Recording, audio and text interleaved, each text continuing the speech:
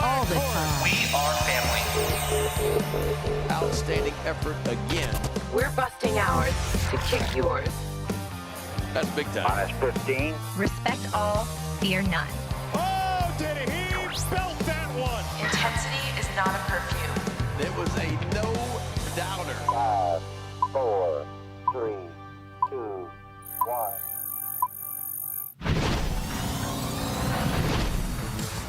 We are up in the bird's nest here at Oriole Park at Camden Yards. I'm Brendan Mortensen alongside Matt Bonaparte. If you're following along with us live here on Facebook and YouTube, you can see that we are no longer in the couches. It's an end of an era. We're in chairs. Yes. I feel like we are presenting a different tone now in these chairs. We have to be more serious. Yeah. End of the day, we do. It does feel a little more 60 minutes-y. Yeah. There might be a clock in the background. I might be asking you some really hard-hitting questions in a minute. All right, I'm in. Are you? Yeah. I don't know if you're ready for this heat. I'm The out. heat we bring on our own edition of 60 Minutes here from the Bird's Nest studio. Yeah. Yeah. We're serious now. Yeah, indeed. Take Well, us that way. We've got a fun show for you today. We're going to be doing a free agency showdown. Here's how it's going to work. We have come up with 4 categories that we think the Orioles should or could address in this offseason. Those 4 categories being a frontline starting pitcher, a back end of the bullpen reliever, outfield depth, and infield depth, which, as I'm saying it out loud, I do understand that pretty much covers every position on the diamond, but those are the position groups that we came up with. You're in your head, you were like, we're leaving somebody out. We're leaving somebody, or leaving out a catcher. Yeah. The Orioles They don't need that. need I'll a tell you catcher. what, they don't need They've it. got Adley Rutschman, they've got James McCann. They're good. Yeah. Unless they want to bring in a third catcher like a Mark Colesberry on a minor league deal. Shout out, Mark. Shout out, Mark. I don't think we need to be discussing the potential third minor league catcher. So those are our 4 categories. Premise here is that you and I are each going to pick a player, and we will be debating who we believe the Orioles could sign this offseason. It's not a, hey, if I was GM, I would give Shohei Ohtani $600 kajillion billion trillion dollars. It's who do we think fits a need for the Orioles, and who do we think is realistic in terms of who Baltimore may be going after. Yes. And I'm pumped for it. You're pumped for it.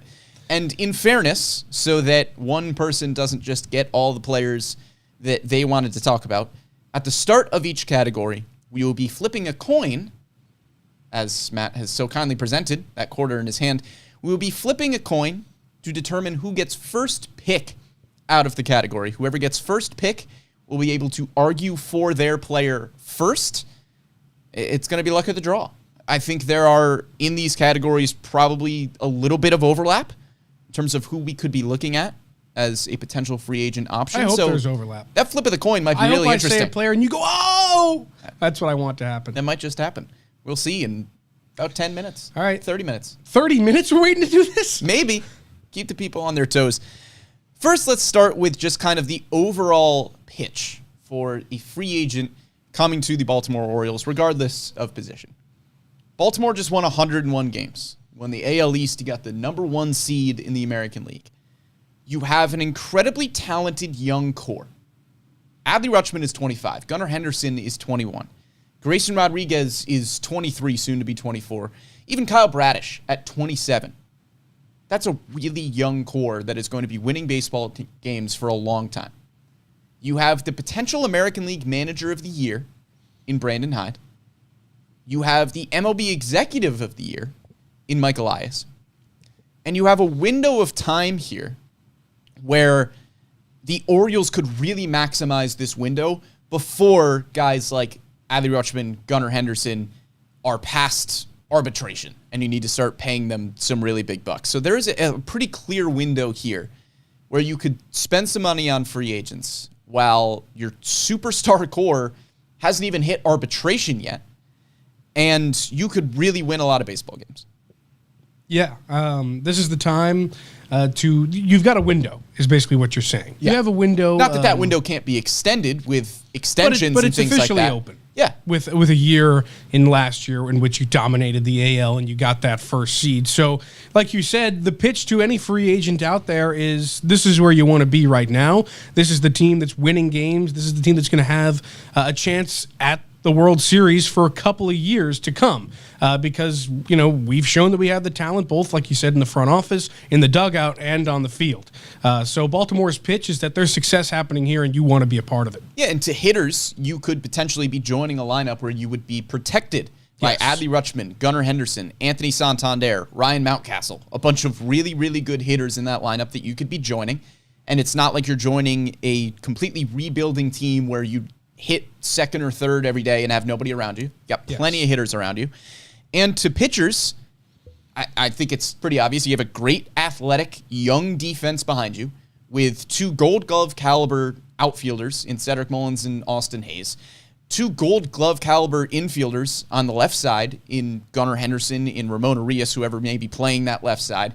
Jordan Westberg has shown a ton of flashes defensively at second. Ryan Mountcastle was a Gold Glove finalist at first. Adley Rutschman was a Gold Glove finalist at catcher. I think it's pretty nice to play with that defense. Yeah. You get to pitch to Adley Rutschman, who, again, was a Gold Glove finalist. That's a huge sell, by the way. And calls a heck of a game and has just, been raved about by a lot of pitchers that he has worked with. And it's not a hitter-friendly ballpark anymore. That left field wall is pretty far back. Yeah. It's a good pitch to pitchers. Yeah. And just on the Adley thing, I'm willing to bet that if you took an anonymous survey of the entire league and said to starting pitchers, who's the catcher you want to be managing your staff, who's the guy you want to be throwing to every 5th day, I'm willing to bet the majority would say Adley Rutschman. Oh, yeah. I think there's a very good case to be made that it's Adley. Yeah, because we've seen that he has a great relationship with everybody on the staff and the bullpen, whatever. Yep. Everybody raves about him. He's the guy you want to be throwing to. Gives out free hugs. He does. What more could you want from You your can't all-star lie. You catcher? want one of them. Oh, sure do. Sure do if you're a free agent pitcher. So that is the pitch in general.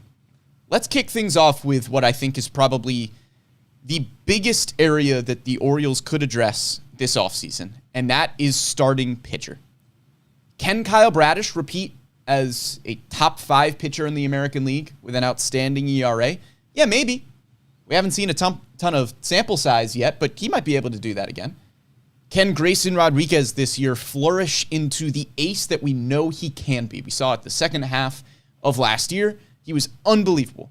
Can he continue that and build on that momentum into 2024 and become an ace sort of pitcher? Yeah, hopefully. Can John Means return and be a frontline starter? Hopefully. That is a lot of hopefullys to build on going into next season. And I think it makes a lot of sense for the Orioles to address starting pitcher. And, maybe they would be looking for depth, but I tend to think that they might be looking for somebody at the front end of that rotation. Somebody that can be either a very good number 2, potentially a number 1. There's not a lot of number 1 pitchers in baseball. I think the guys that we will probably be talking about are not true aces. There's just not a lot of those in general. I think the only one on the free agent market that you could really look at right now can't pitch until 2025 in Shohei Ohtani. So not a lot of true aces out there. I agree. Are you ready to flip this coin? I'm ready to flip this coin. All right, people. So this coin flip, again, will determine which one of us You got to call it in the air, by the way. will select their starting pitcher to argue for first. This is a big flip. Are you ready? I'm ready. Tails. That was a really bad flip. That was a terrible flip. But it did flip over, unlike that one. It sure did. It's heads. Oh. Which means I get to pick. Oh, man. And that means we're going with somebody I don't think you think I thought we were going to go with. That's a bold choice for your first overall pick. His name's Luis Severino. Wow. In division. Now, this guy had a bad year. There's no way around it. He did not have a good year. He had an ERA north of 6, a 65 ERA plus. He had a rough season. It's not good. What do we know about this Orioles team? They You know can what I'm fix about pitchers. to say? They can fix pitchers. Yep. And who has a higher ceiling than this guy on the market that has a floor this low as of right now? I think Luis Severino is the guy you go after if you're Baltimore because his price tag is not going to be that high. He's probably looking for a prove-it deal. 1 year, I don't know the price, but you could probably go out and get him for something pretty reasonable. Yeah. And if you add him at his height to this rotation, they could be unstoppable. Imagine a fixed Luis Severino next to this year's Bradish and this year's Grayson Rodriguez. It would have been a three-headed monster in that rotation. Now, obviously, there's some work to be done, but Luis Severino has shown that, and we've seen it time and time again in division with the New York Yankees, that if he's on and that slider's on, he's got one of the best pitches in all of the major leagues. Obviously, there's risk there involved, but I trust that Mike Elias and this pitching department can go out there and fix a guy who has a ceiling as high as Luis Severino does. That's a big swing. It is. With Luis Severino. Talking about somebody who was thought to be a superstar in the making in New York, back-to-back All-Star games in 2017 and 2018. 2.98 ERA in 2017, finished third in AL Cy Young voting at just 23 years old. Yeah. He hasn't pitched more than 30 games since 2018. Yes. A lot of injury concern there. It does remind me a little bit of the Jack Flaherty deal. I knew you were going to say at the deadline. But there's difference there. But there's more success that Luis Severino has experienced. To that point, though, I think the Jack Flaherty deal was a risk worth taking. Because if you got the best out of Jack Flaherty, then you were getting a really, really good starting pitcher. I think Luis Severino would make a lot of sense. There's a lot of ifs attached with Severino. Yes, absolutely. It's a risk. It's a gamble, but I think it's one that the Orioles can take considering what you have in this development team. And if you're not going to use it, why have it?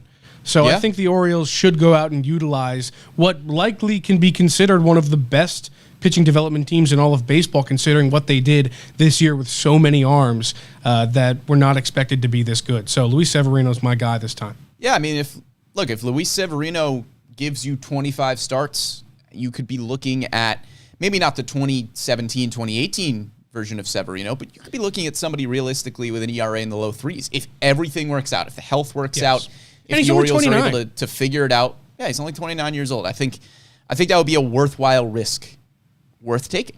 So what do you got? I've got a few guys that are kind of in a different sphere here than Luis Severino, shooting a little bit higher in terms of, the years that it might take to sign one of these guys to a contract. When you're looking at the upper end of the free agent starting pitchers this year, you're looking at Blake Snell, who is going to command a monster deal, and I'm not terribly confident that Blake Snell will repeat his success walking 5 batters per 9 innings and somehow having an ERA of like 2. Wild year. I think Aaron Nola is going to command a ton as well. It's going to be a big contract. And, a little bit of inconsistencies here and there with Aaron Nola. So I kind of went for that second tier of starting pitcher, looking for a guy that I think the Orioles could bring in. Somebody who might command a similar deal to, say, Taijuan Walker last year, 3 or 4 year deal. The guy I'm going with is a familiar face, and it's Eduardo Rodriguez. Okay. I think it would probably take a 3 or 4 year deal to get him. Come on home, Eduardo. He was in Baltimore, traded in the Andrew Miller deal, got traded to the Dodgers at last year's deadline, said, I don't want to do that. Vetoed that deal. And you kind of thought that he would opt into the rest of his contract with Detroit. He said, I want to stay here. It's the place I want to be. He's zigging when everybody else is zagging. He's zigging, he's zagging. Every which way. But when Eduardo Rodriguez is on, he is excellent. He has 4 seasons with an ERA in the 330 to 380 range, has some postseason experience. 330 ERA this season in 26 games, 8.5 strikeouts per 9. He's got a 5-pitch mix, and his sinker and cutter aren't that great. He doesn't pitch them super frequently. And when he does, they're not his best pitches. I think the Orioles could unlock that a little bit. We know the sinker and cutter are kind of the wave for starting pitchers right now. So I think Eduardo Rodriguez makes a ton of sense. He's not going to command as big of a contract years-wise. He's not going to be as long of a commitment as somebody like Blake Snell or Aaron Nola. But he has the upside, I believe, to be just as good as those two guys. And Eduardo Rodriguez is somebody that you would feel pretty comfortable giving the ball on opening day. I mean, if that was your pitch to Eduardo Rodriguez, saying you could come to Baltimore and be the number 1 starting pitcher on a team that just won the American League and has, deep playoff run aspirations, That's the pitch for Eduardo Rodriguez. He doesn't need to come in and be, the number 3 guy in a stacked rotation. He could potentially be the guy in Baltimore. He has that kind of upside. So I think Rodriguez, given the consistency that we have seen when he's on the field, there are some question marks there, but when he's on the field, he's really, really good.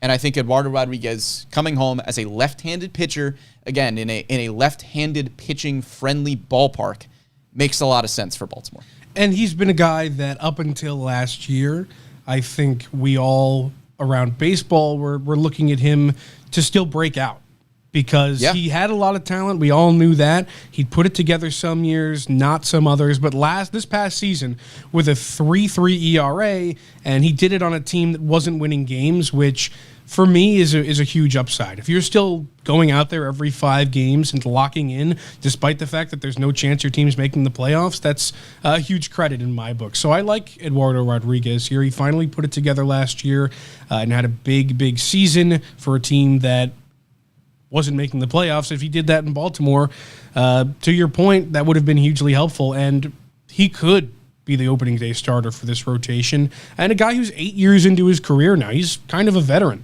of the game now, so probably a good locker room guy as well. So I don't hate that pick at all. I really like it.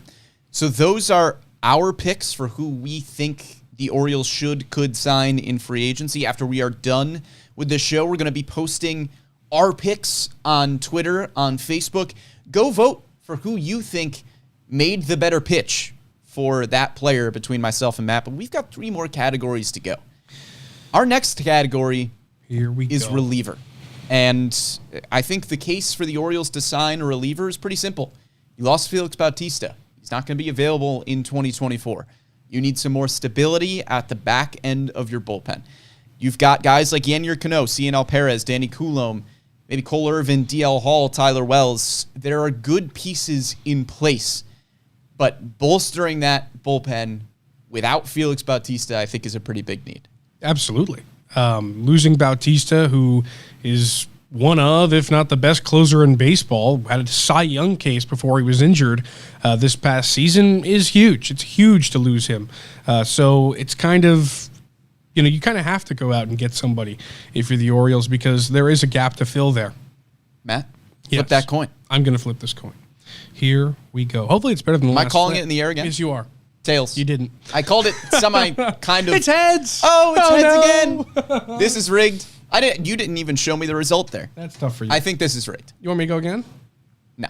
Okay. Yeah, you can go ahead. You have your first pick of bullpen arm once again, and I think this competition is rigged, but that's okay. I really like both my guys. That's my issue here, so I kind of wanted to go second here. I could defer, but I won't. So we're going to go with Jordan Hicks. All right. Who was a free agent for the first time. Yep. Played with both the Cardinals and then was traded at the deadline to Toronto last year. He's a very, very good arm.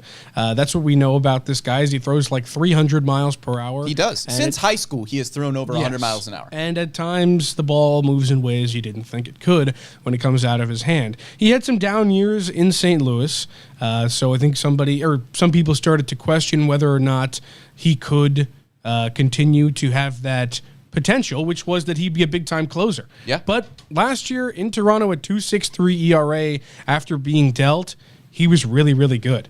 And this is a guy who I think you could get for a relatively cheap contract over a couple of years. He's still relatively young. And again, I don't mean to beat a dead horse here, but who's got the best pitching development program and would love to sink their teeth into a guy like this is the Baltimore Orioles. So I love Jordan Hicks here. Well, Matt, I'm going to be honest with you. Jordan Hicks, coming into the day, was my number 1 seed. Really? In bullpen arm. I think it makes all the sense in the world. As you mentioned, throws over 100 miles an hour on his sinker. You can't elevate on the guy. He doesn't give up home runs. He's got a really, really good ground ball rate at about 58%, just half a home run per 9 innings pitched. The Orioles have a great defense, and going to get a bullpen arm that puts the ball on the ground at a really, really consistent rate is great. And as you mentioned, he just turned 27. I think there are a lot of things that you could potentially unlock with Jordan Hicks. He's young. He's got great arm talent. He's got a good track record. The sky is really the limit for him. And being able to pair him, Jordan Hicks could command a multi-year deal in free agency. I think more than likely he probably will. And so you're not just looking at the need for 2024 there. You'd be looking at potentially pairing him at the back end of your bullpen with Felix Bautista, two guys who can pump 102 when they need to. You could get to the 8th and 9th inning and the game would be over. You make a three-headed monster out of Cano, Hicks, and Bautista. Like you said, you get late enough into the game, you don't have a chance. Yeah, I think that's a really great choice and one that makes a lot of sense and is hard to argue against. But as I mentioned, Jordan Hicks was my number one seed maybe coming into last evening. And I was like, Jordan Hicks makes all the sense in the world. Then I did some digging. Oh, no.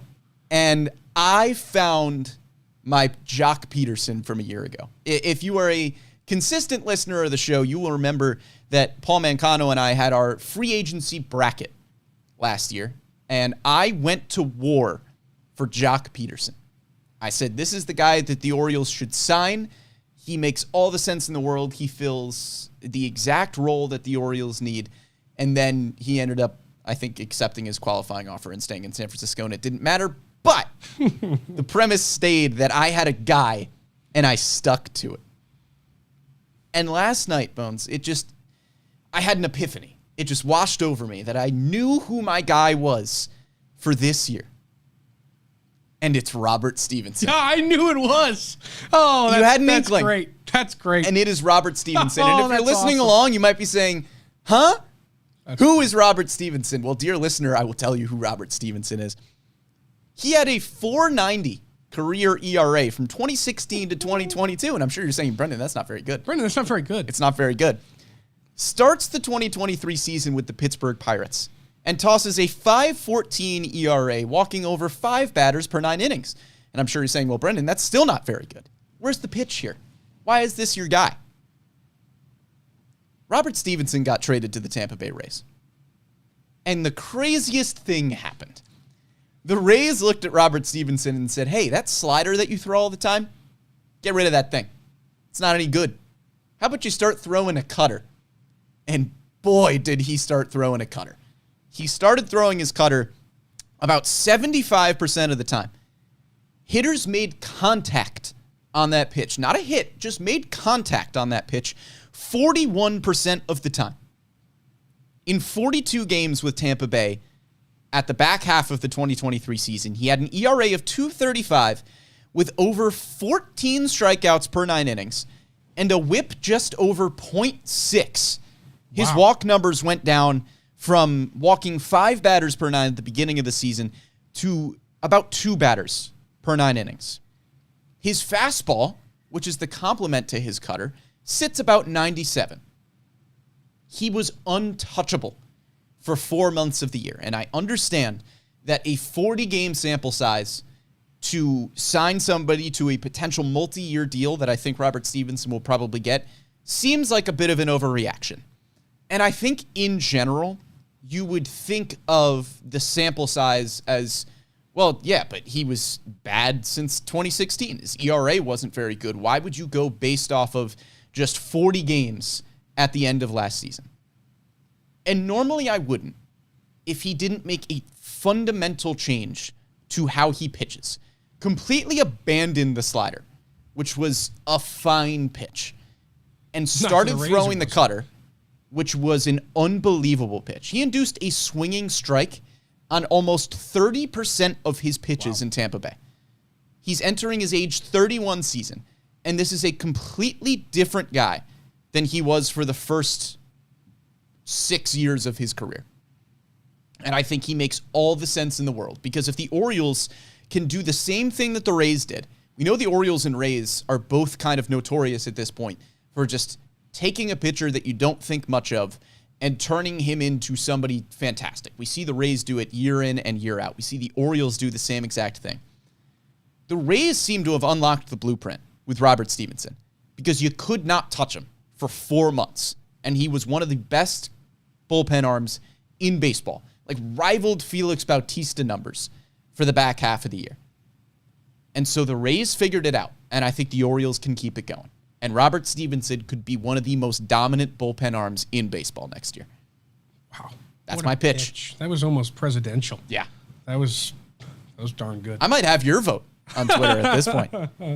Yeah, I mean, to your point about his path, the Pirates aren't known as a team that develops pitchers the best way possible, and the Rays are.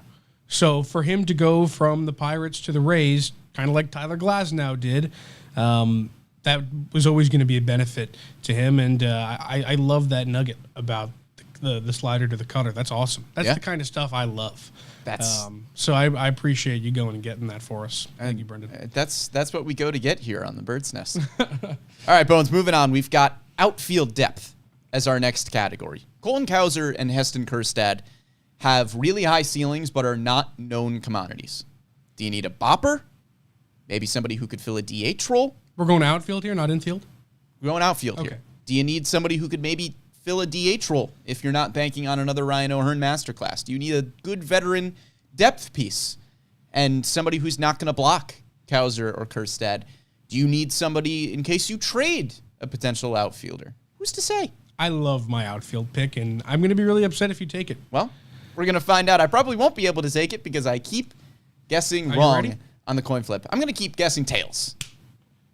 Tails. What do you got? So my two options here went in two completely different directions. And I'll tell you who my two options were. My first option was Jorge Soler. Everybody's got Jorge Soler on their board here. Everybody's got Jorge Soler on their board Here's here. my second option. He's a good DH option, bopper. He's going to hit a cajillion home runs. Hit 36 of them this year. 48 home runs back in 2019. Good player. 126 WRC plus. That's all good stuff. All-star. And you might need somebody to fill that DH role this year if it's not another Ryan O'Hearn masterclass. I don't like where this is going. But I'm going in a different direction. Oh, no. And I'm going with somebody who I think can give you a similar role to Ryan O'Hearn in how you use him, is a great veteran presence in the clubhouse. Wouldn't block you if Colton Cowser and Heston Kjerstad come up and decide to be excellent next year, which is very possible, and give you some really good playoff experience as well. That guy's Jason Hayward. No! You gotta be kidding me. And Bones is distraught. You gotta be kidding me. There's no way. That's the beauty of the coin flip, baby. That's brutal. Jason Hayward, I think, would only command a 1-year deal. Yeah, that's true. That's what I wrote down, too. He signed a minor league deal with the Dodgers last year, and he made the opening day roster because the premise was he's going to be a good veteran presence, and he still plays a quality defensive outfield, and, we'll see what we can get out of Jason Hayward. And what you end up getting, somebody who hits 270 with 15 home runs, because the Dodgers put him in the correct position to succeed. He only had 28 plate appearances against lefties this season. It contributed to an .818 OPS against righties in 350 plate appearances. So you used him as a platoon bat where you needed him. And the guy's also a 5-time Gold Glove winner. You don't got to tell me. I know Plays all a this. quality defensive right field. Oh. And look, if the Orioles are facing a right-handed starting pitcher and want to get somebody who can give you an 800-plus OPS against righties with a quality defensive right field, you're going to be putting Anthony Santander in your DH spot, Jason Hayward in right field. Great veteran presence in this clubhouse that the Orioles, they like, and he fills a need. And if Heston Kjerstad comes up and turns into somebody that you want to platoon against right-handed pitching, you're not committing a lot here for Jason Hayward. I think he probably only takes a 1-year deal. And it's somebody that, if he struggles and Heston Kjerstad or Colton Cowser look great, can take a back seat. Jason Hayward's my pick. He only struck out 64 times this year. It's not a lot of times. He was great at the plate. I love Jason Hayward for this pick. I really do. And if I had the opportunity, I would have picked him too. Now, I've got your vote in back-to-back categories now, is what you're telling me. Listen, I'll go Jorge Soler here because he's kind of the de facto choice. But he's not only that, he's actually very good. Like we said, 36 homers, great power bat. This guy's a 2-time World Series champ, was on the same team that Jason Hayward was on back in 2016 when the Cubs broke the curse. World Series MVP, Jorge Soler. World Series MVP back in 2021 with the Braves. So this is a guy who's no slouch. He'd probably take a multi-year deal at this point. Yeah, probably 2 or 3 year deal. He struggled in the first year with the Marlins, then came back this year, was an all-star, was a very, very good player. and is a guy that you want on your baseball team because he'd be really nice to throw into the middle of that lineup. Yeah. Right? I mean, the Orioles didn't really have a guy this year, an everyday player whose OPS was far above 800. And that wasn't really an issue because everybody was around 800. But imagine you throw in a guy who just whacks the ball. And he does it for a relatively high average as well. So he's not just a strikeout or homer guy. And he's whacking it. And he can play a solid outfield. So I like Jorge Soler here as well. But Jason Hayward, alas. Yeah. Jorge Soler is a bopper. He's whacking the baseball, as you said. I think the one thing that is probably pretty obvious about limiting Jorge Soler's potential upside is being a right-handed hitting power hitter who plays half your games at Camden Yards. Yes. That left field wall is brutal. It's not kind to righties. It's not. But Jorge Soler has the kind of prodigious power that it could probably hit the ball over any wall he wants. Yeah, exactly. Nobody's containing 470. I think Jorge Soler is also a really good pick, just fills a different need because he's probably not going to play the outfield defensively very much. But if you want Jorge Soler and Ryan O'Hearn as your two kind of platoon DH options, it's a really good option. That could potentially be your cleanup hitter. I may never forgive you for Jason Hayward. No. And that's the beauty of the coin flip. Don't hate me, hate the coin. I hate you, Cohen. All right. Wow. We're moving inwards to the infield. We are. And that is our last category here. You've got Joey Ortiz, Connor Norby, Jackson Holliday, Kobe Mayo. They're near. They're all in AAA right now. Do the Orioles need another infielder? Maybe. Maybe not. I think it's the same premise as a Jason Hayward type of signing here, where maybe you look at somebody who you don't have to commit a bunch of years to, maybe a year or two, and if a prospect continues to play their butt off and takes a job, an everyday role in the infield somewhere, not somebody that you would bring in and have to play because of the contract they've got. That's kind of the direction that I went with looking at infield depth. Yeah.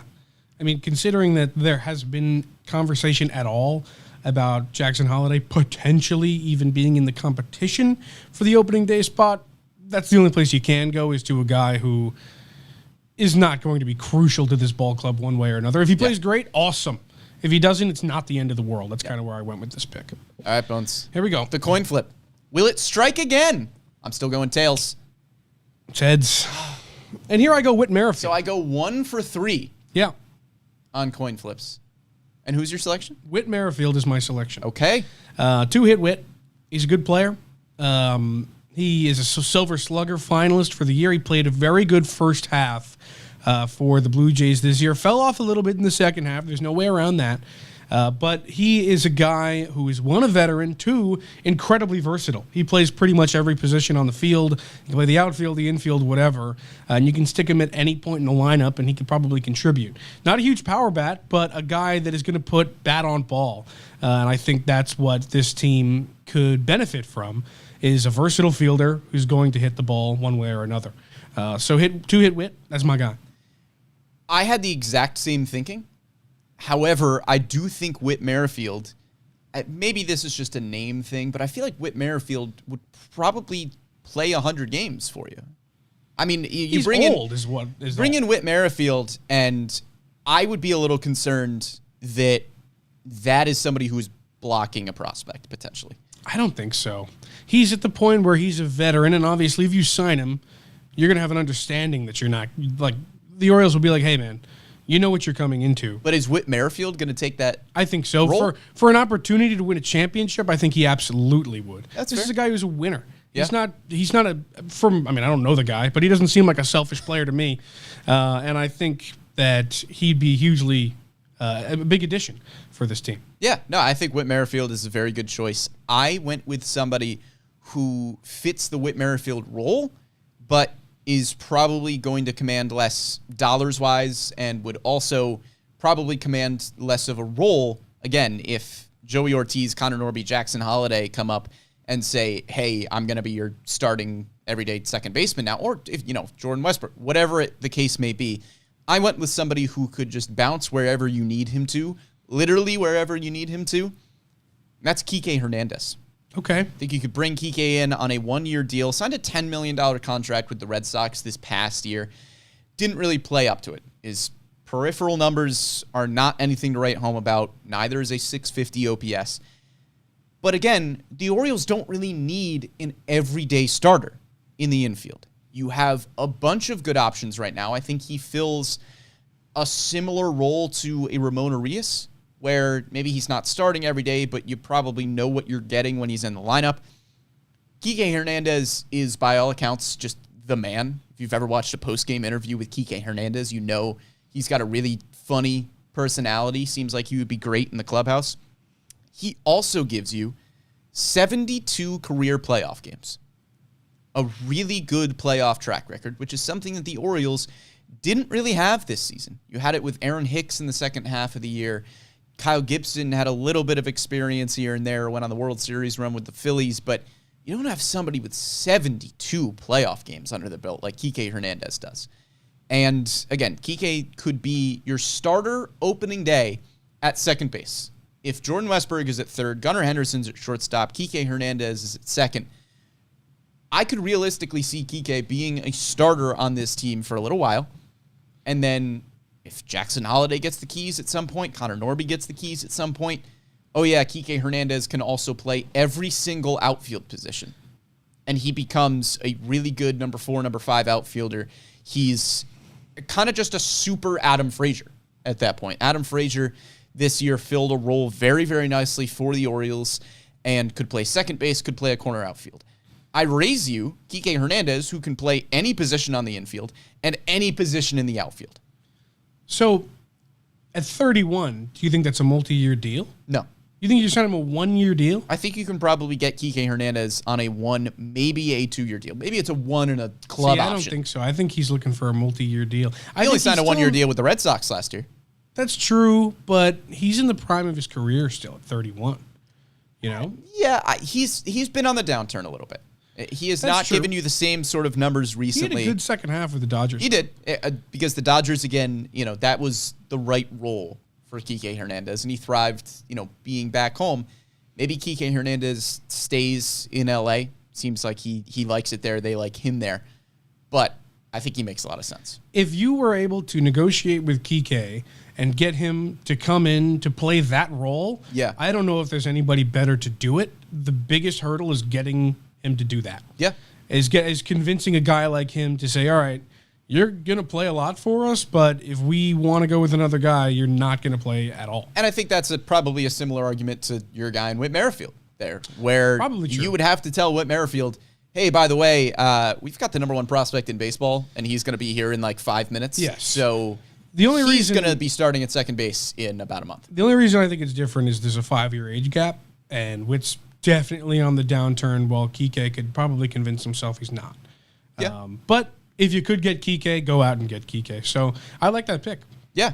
Other option I had there was Isaiah Kiner-Falefa. Yep. I think he fills the exact same role. I did too. Yeah. I thought when you were saying, I thought that's what you were leading into was IKF. Yeah, because he does the same thing. He can play second, catcher, third, short. Everything. He has caught before in his career. He can play the outfield. He's Kike Hernandez light, I think. Yeah, his bat just isn't as proficient as Kike is. It also wouldn't surprise me at all if the Orioles went, yeah, we got a lot of infield depth. We're good. Yeah, I wouldn't be surprised by that either. Honestly, sometimes I lean more towards that than anything else, just because you've got Joe. Like, honestly, it's incredibly dependent on whether or not they offload or go trade prospects for a starter or something like that.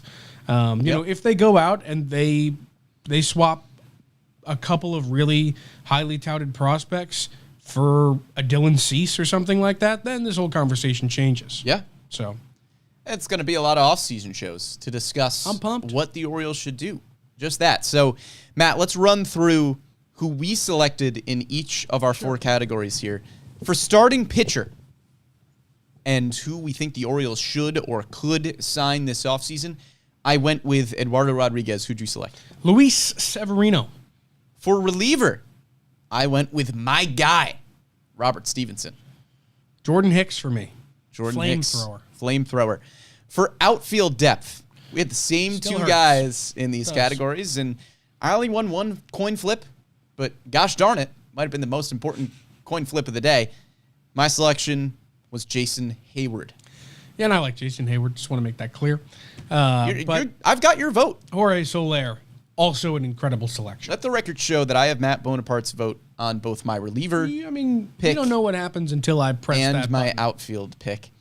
And then infield depth, I went with Kike Hernandez. For me, Whit Merrifield. Thanks for following along here to our free agency showdown.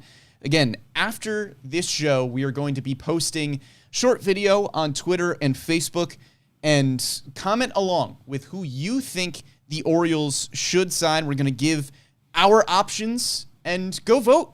Next week, we will come back and tell you who the winners were. And then by rule, Mike Elias and the Orioles have to sign all of those guys. We will write it down on a sheet of paper and we will bring it to Mike Elias and say the people have spoken. We have spoken. You do that, I'll film on it. the bird's nest. And this is who you are now contractually obligated to sign 2 contracts this I'll be offseason. right back behind you with the camcorder. That is how it works. And, well, that'll probably be our last time speaking to Mike. But you know what? It's worth a shot. Thanks for following along with us live on YouTube and Facebook. If you didn't, you should be. We're live every Wednesday at 11 a.m. talking Orioles baseball. Or you can catch us after the fact, wherever you find your podcasts or digital shows, on Spotify, SoundCloud, Google Podcasts, Apple Podcasts, wherever you get your podcasts or digital shows. You can find us on the Bird's Nest, talking about the Orioles offseason. Big thanks to Amy Jennings behind the scenes for producing this one. For Matt Bonaparte, I'm Brandon Mortensen, and we'll catch you next time.